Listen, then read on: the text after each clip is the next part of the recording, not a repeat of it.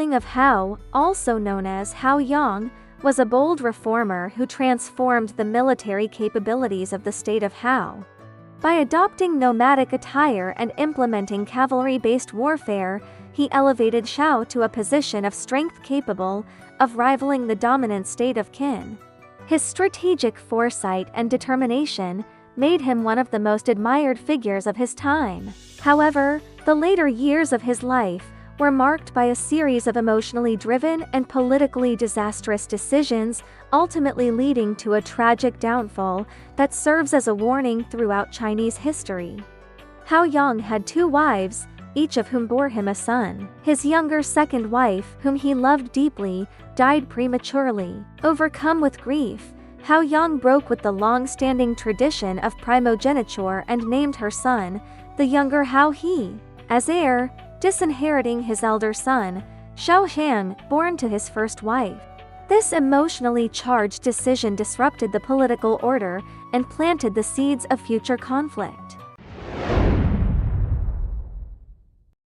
Throughout Chinese history, the eldest son traditionally inherited power, whether in noble families or imperial courts.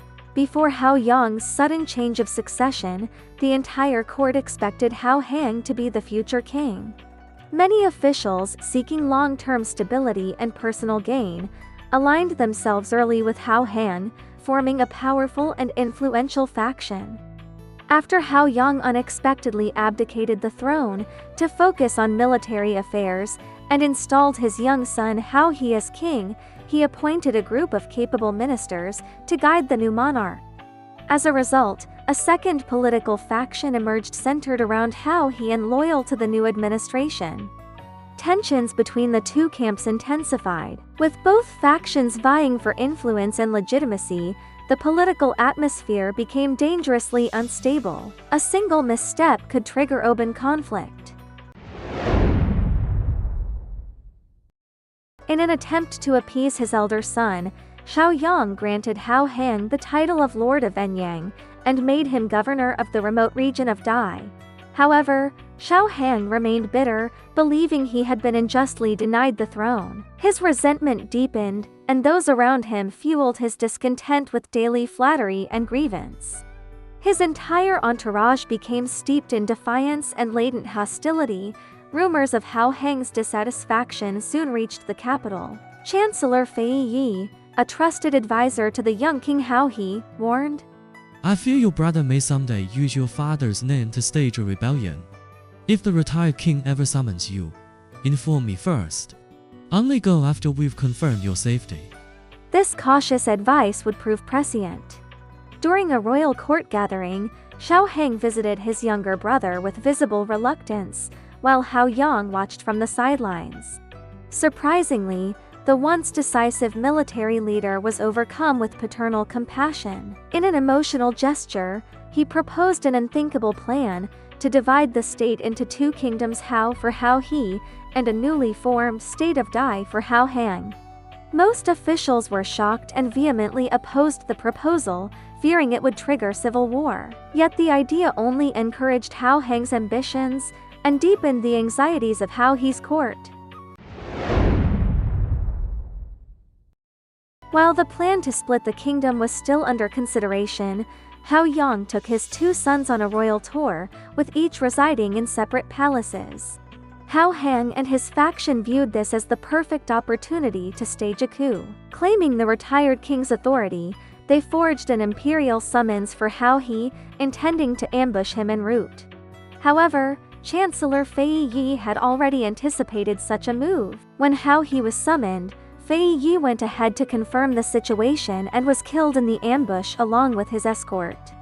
In response, Shao He's faction launched a swift and furious counterattack. As Hao He was the legitimate ruler, the state's forces rallied to his side, labeling Hao Hang's action as treason. His forces were quickly defeated. Desperate and out of options, Shao Hang fled to the palace of his father, Hao Yang. But Hao He's generals, hardened by bloodshed, broke into the palace and executed Hao Hang on the spot, effectively crushing the rebellion. The tragedy, however, did not end there. Having killed the son of a former king inside his own palace, Zhao He's generals feared retaliation. To protect themselves, they issued an ultimatum to the palace staff. Those who leave now will be rewarded. Those who stay will be executed. All attendants fled. Hao Yang attempted to follow them but was stopped by the generals. He was left completely alone in the sprawling palace without food, water, or assistance. Surviving on rainwater and scavenging for scraps, the once mighty ruler gradually withered away. 3 months later, when the gates were opened, Hao Yang was found dead, having starved in isolation. King Wuling of Zhao, a brilliant military strategist, failed as a political leader. Unlike skilled statesmen who prioritize national stability over personal emotion, Hao Yang allowed grief, sentiment, and indecision to guide his choices, culminating in his tragic demise. His first mistake was overriding the deeply rooted principle of primogeniture, driven by affection for his second wife. This alienated the faction that had rallied around Hao Hang and planted lasting discord. Second, by abdicating the throne while still alive, Hao Yang relinquished control at a critical moment, allowing rival factions to solidify power in a dangerously unstable environment. Third, his belated sympathy for the elder son, after years of unequivocal favoritism toward the younger, precipitated a series of contradictory policies, most catastrophically the proposal to partition the state. This demonstrated a fundamental failure of kingship, the subordination of statecraft to familial sentiment, whereby transient paternal remorse overrode the immutable demands of stable governance. Finally, the actions of Hao He's generals during the palace crisis reveal a harsh truth about political power. When their own survival is at stake, individuals often cast aside loyalty and principle. In governance, danger must be addressed early before it festers into catastrophe. As the ancient Chinese classic doctrine of the mean warns, forethought ensures success, while lack of preparation guarantees failure. The fate of Hao Yang tragically exemplifies this timeless wisdom.